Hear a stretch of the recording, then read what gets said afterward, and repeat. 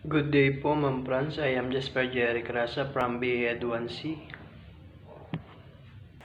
When I recall the days that saw my childhood of yore, beside the verdant of shore of a murmuring lagoon, when I remember the sight of the breeze that on my brow, sweet and cursing did blow, with coolness full of delight, when I look at the lily white, fills up with air violent, and the stormy element, on the sun that meekly sleep, when sweet, toxicating essence scents from the flowers I inhaled, which at the dawn they exhale, when at us it begins to peep.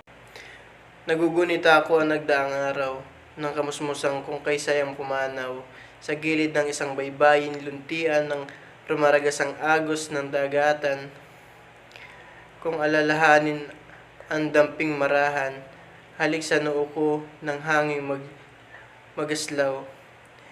Ito'y naglalagos sa aking katauhan, lalong sumisiglat, nagbabagong buhay. Kung aking masdan, ang liryong busilak, animoy nagduruyan sa hanging marahas, habang sa buhangin, dito'y nakalatag ang lubhang maalon, mapusok na dagat. Kung aking samyuin sa mga bulaklak, kabanguhan ito ay ikinakalat, ang bukang liwayway na nanganganinag, masayang bumati, may ngiti sa lahat.